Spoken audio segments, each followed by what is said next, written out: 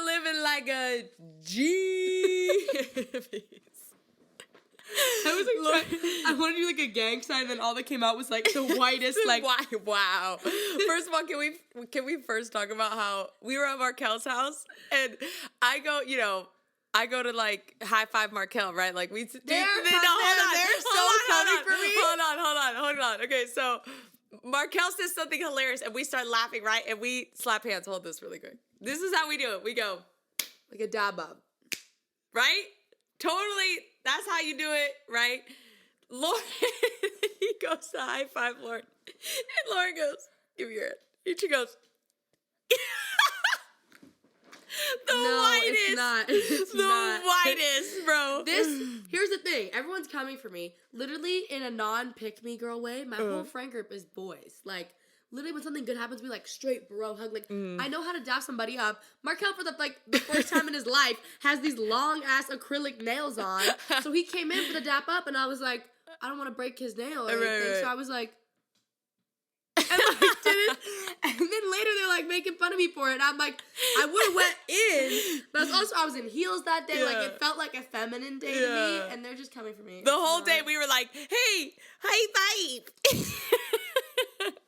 It was so funny. I am just tormented. Also, every time we're at like hanging out with Markel, I have to like heavily watch like whose side I'm on because Lauren will be so buttered. So I'm so sensitive. She's like, so sensitive. Literally. And halfway through the night, I had to be like, Lauren, we're just joking. We don't mean any of it. Like Markel would say something, I'd be like, Markel, she can't handle too much more. She can't handle too much. Literally one time they were like ganging up on me because they're very similar in their humor. Yes. As much as like when we meet other people and they're like more sensitive and like me and them start relating over like emotions and all that kind of stuff. And Gina's like, what is this? I'm so out of touch with what that is. And their humor's so alike, and so they'll start like ganging up on me. And then like it'll get to a point, Gina's like, yo, like we gotta step it back. Lauren's gonna go home and cry. I gotta deal with her on the drive home. She's gonna cry. And I have to be like, please stop crying. My thing is that like I can handle jokes.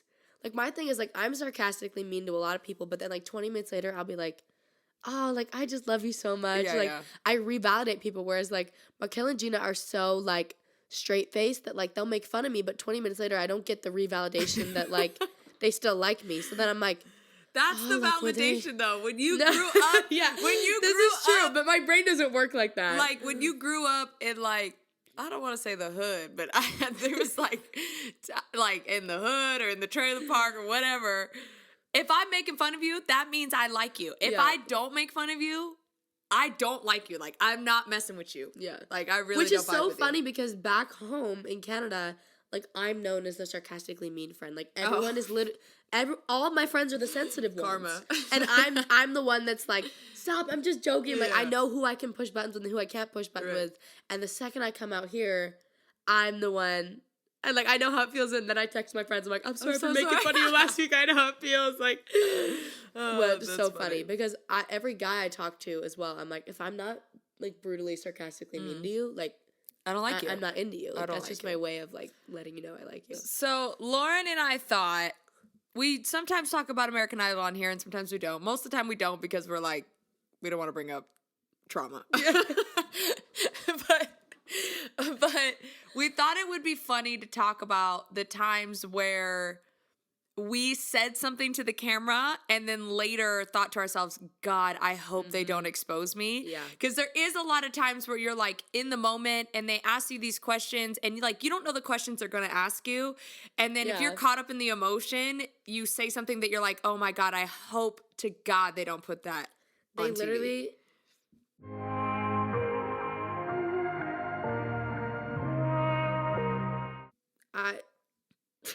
It's like I want to say it, but I don't want to expose myself over what I said. Whatever. Paint the picture. Paint the picture. Yeah, okay. Paint the picture first, because then it'll put it into Everyone, context. I feel like if they watch my season would know who I'm talking about, but I don't even think this person is like cute anymore. But so you have an eyelash. Oh, thank you. Yep. Make a wish. Yeah. Like I still had it on my fingers. Okay, so there was this one contestant that like I was also 16 when I was on the show. Way more immature. Yeah, way more mature. And like it was like Not really. decades ago. Yeah. No. And me and all the other minors thought like this one contestant was cute, and we'd always make jokes about it. And I remember it was Annie. Annie was the interviewer, and she was like, "Who's the contestant you think is the most cute?" And just spitfiring, I was like, "So and so." And then she was like, "Why?" And I was Wait, who? Tell me in my ear who was. Tell me in my ear. I won't expose you. Just tell me in my ear. I swear to God, I was at Uggo. I'm gonna laugh. What? I couldn't even hear you. I couldn't hear you. Because I can't say You it. just shot air into my eardrum. Yeah, but I'll Okay. just say it, and then No, you don't say it. You can use No. bleep it. It's Okay. funnier if it's a man. Who? Oh. Hold on.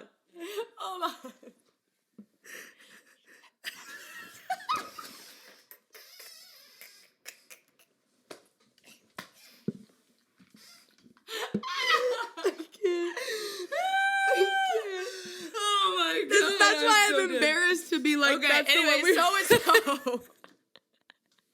Not everybody that we were on the show with being like, who are they talking about?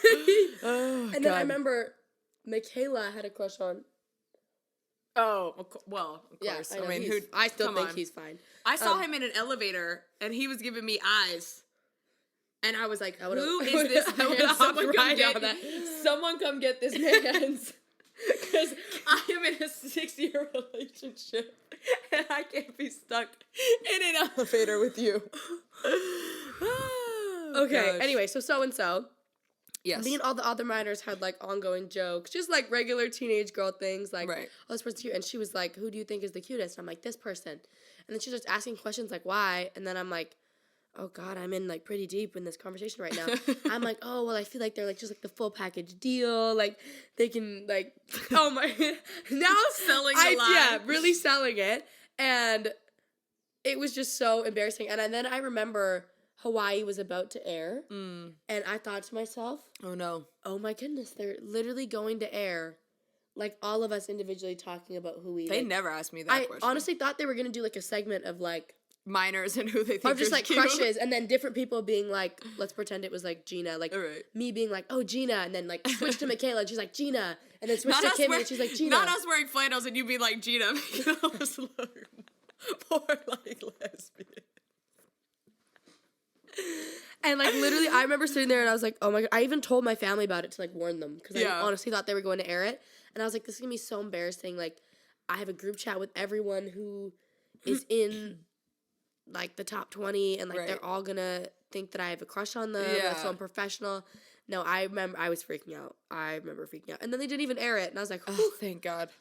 Yeah. They still do have the footage though. That's true. They could air it at any moment. They do own the rights to that footage Yes. that we signed away. One of the ones that I thought of very recently was, top 40 happens. I put on, in my opinion, a killer performance. And then I find out I get cut. And I'm like irritated, to say the least. I am literally like so pressed. I'm like, I put on a dope performance, forgetting the fact that I told them I didn't want to be past top 40.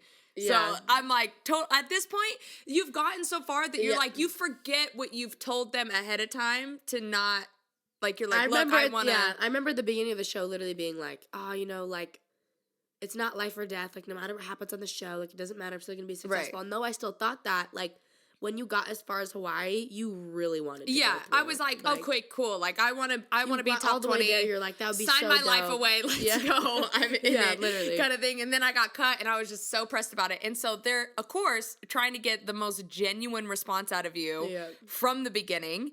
And so they start asking me all these questions. How do you feel about the results? How, like, all these different things, right? So I think, like, the first time around, I was like, chill, because I was still in shock. I was like, yeah, I wasn't really like expecting like that response, or like I did something like that. Second time around, I had more of my bearings, and I was like, I really don't understand. Like, I literally was like, I just, they tried to act like that, like I put on a performance that was like trendy and not like to me. And I just don't agree with that. I don't really agree with their decision, but they made their decision. Like I just went like. Just full ape on them. I mean, like I didn't like say anything negative. I just expressed but it just, if they were to air it in a certain way, it could make you look bad. It would have made me look like super ungrateful, and so then like after that interview, there's a third interview, right? Because they want to get a shot of you walking away with your family, which I'm like, could you, I mean, you're beating a dead horse. Like, could you just let me go home?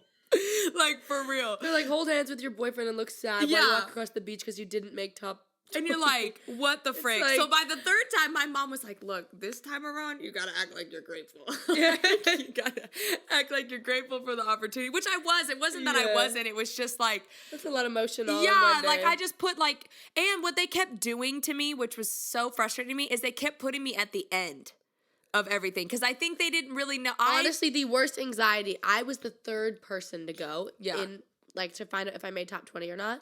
And that was the worst anxiety of my life. Like, literally, I was just, I felt like my heart was beating so fast out of my chest. I don't know what I would have done if I had to wait through all 40 I was 37th out of 40. 37th out of 40. And you performed like 37th. Yes, too. I was like I think like the third to last one to perform of that night as well. And then what pressed me even more, too, was the person that went before me was just Sam. So she comes walking down like, dee. And then I'm like, and then I go, and then I get cut, and I'm like, what the heck? I mean, I have the whole, like, I think I did this at one point. I had the whole interview in my pocket. I had my phone recording.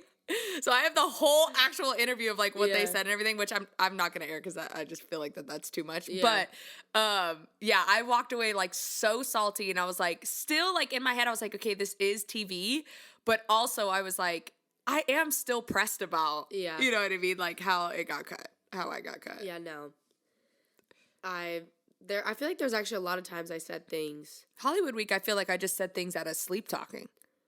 No, same. And like they would say, literally the Hollywood Week interviewers hated me because they try, obviously since it's a reality TV show, they want to just have what's great TV. Mm-hmm. So they would try to be like, well, you know, this is kind of your last chance to become a superstar. And I would look in the camera and be like, what?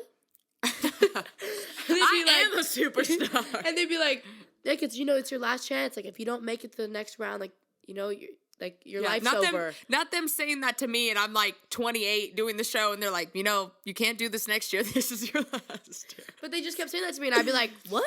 Yeah. And they were like, you know, it's your last chance, and I'd be like, no, it's not. And like, because obviously it's not with or without the show. I'm going to continue to work hard, and I'm going to continue to keep trying to achieve my dreams. Right. And they just hated me because they want the answer that's like, you know, this show means so much to me. Like, if I don't make it, like, this is my it's life or death. And where every single time I'd be like, what? I'm gonna go home and eat a whole pizza. What are we talking about? Like, I couldn't feed into. I couldn't. Yeah, it was too much. It was too much. I just feel like I also don't like having that outlook on life. That like, if this fails, my life is over. Yeah. Like, I'm very optimistic, and I'm like, if this fails, it opened a new door, a new chapter for me. So I'm like, I'm not about to be that unoptimistic person. I was always appreciative when somebody was in my group or in my, like, you know, thing that was really emotional.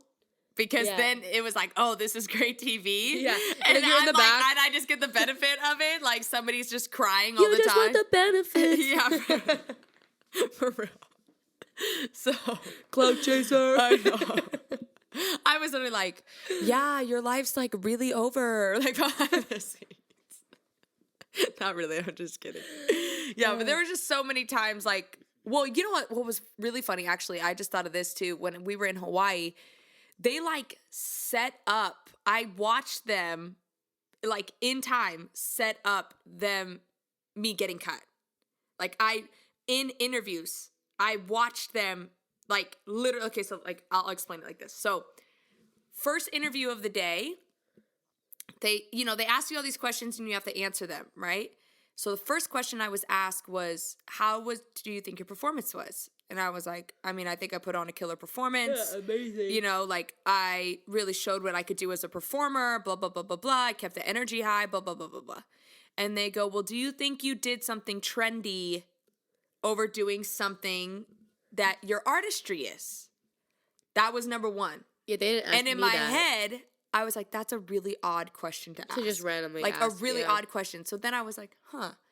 Then I had like another interview and there was like another kind of weird, odd question to be asked. And I was like, Then I had an interview with Ryan Seacrest and he asked that. And so in my head, like flash like back, I'm thinking, I should have been like, do they really think that? I need to talk to them. And that would have created a whole like situation for TV where I'm like, I really do think I need to talk to the judges and let them know that I didn't. And see if I could have finagled that, which would have pushed me to top 20. Then I was like, still kind of in shock that they were asking me that. And so I said, absolutely not.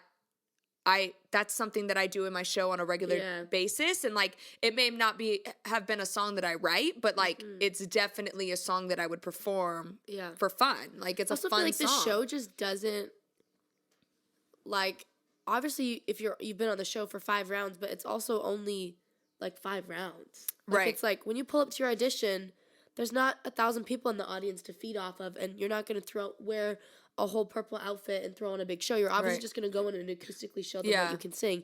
Same with Hollywood Week. Right. Like, the only round you would get to really show is maybe bands round, but even then, it's just the contestants in the audience. And that was the last round I did. And the last round I want to dance with somebody. Yeah. So I was like, this wasn't that far of a jump. Like, knowing you and like being your friend, I don't think your Hawaii performance was out of character for you at all. I'm like, that is like GEENA to a T. Yeah. But if I could see how the judges for might sure have gotten the perception. Well, they wanted to paint me as the acoustic guitar girl. Yeah, and so which I was fine with, but they kept saying like, I just feel like it was trendy, and I'm like, well, that's, if you know GEENA, you're like, that's GEENA. Well, the other side note is that's actually not the song that I wanted to do.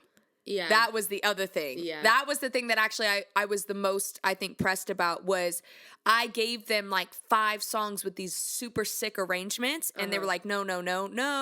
And I had this really dope arrangement. My first choice, I had this dope arrangement of Chandelier by Sia. And they were like, everybody who does this song bombs. Like they basically like over and over again were like, we really don't want you to do this song. Yeah. So then I was like, okay, well, I guess I'll change it. So everybody had their song chosen, and I was still trying to figure out what song I was going to choose on the plane over to Hawaii. I'm like, what song am I going to do? Yeah. How am I going to arrange it? I have no idea. I had not chosen my song. They were like messaging me on the plane being like, have you picked a song? Like kind of thing. And so then I showed them my song in practice with the keys player or whatever. And they were like, oh, this is a really great rendition. And they asked me, is this a song that you would do? Okay, first of all, I do that song. At that point, I did that song twice a week. Yeah. So I was like, bro, yes, this is a song that I do, like whatever. I said, but the other option that's more of my artistry style would be Chandelier. I have a really cool arrangement of that. Yeah. And Nick, the vocal coach, was like, no, she's not doing that. She needs to stick to Finesse. And I was like, okay, like whatever. I was like, well, he must be saying that because I just have a really cool arrangement or whatever. Yeah. But I had a cool arrangement of Chandelier. So anyways, I was like pressed about that because I was like, well, technically that's more in my lane than Finesse is. But also, how am I supposed to play acoustic guitar on Finesse? Like that's just not gonna that's just not gonna happen. So but anyways, it was crazy. That was definitely like you definitely get to know artists and you get to know what their performances are, but at the end of the day, you really didn't get to showcase like. Well, they didn't let us do originals either. Yeah, they never let us showcase. They let us do like originals the very first round, like your very first audition. Then they let you do an original the last round of Hollywood Week. But I was so sick during Hollywood Week, I had to just crush it. Same. And so then I was like, well, I'm not gonna do an original because that may or may not crush it. That's like a high risk. Yeah. And so then I didn't do that. And then I was like, cool, when we go to Hawaii, I'm going to do, I can't remember which song I was deciding to do. But I was going to do an original. And then they're like, no originals. And I was like, well, frick. Like I could have had a really dope arrangement of like one of my songs. But anyways, all that to be said, this is our little like behind the scenes of American Idol of times that we are so thankful that American Idol did not expose us when they had every chance it definitely worked in my favor that I was like 16 because I definitely gave off. I mean, I think I still do as a person, like innocent, like like fun, positive vibes. So if for some reason they were to try to air me, I don't think they had enough bad footage of me Sure. to air me that way. Because I always made sure when I was on camera, I was good. And I feel like same with you, like you just give off a lot of positive energy. So they didn't have enough. But if we started taking it for the worst, they would have definitely had a few scenes Yes. of us saying some not so wonderful. Yeah, not so great things. Not even like that bad at They things, were but you could have bad, made yeah. it look bad on us. Like TV can paint you in any kind of So light. shout out to the editors. Yeah. Thank you. Thank you for having our backs. We love you guys. We love you. All right, that is Living Like a G. We'll see you next week. Maybe Lauren will see you next week. Who knows? Peace.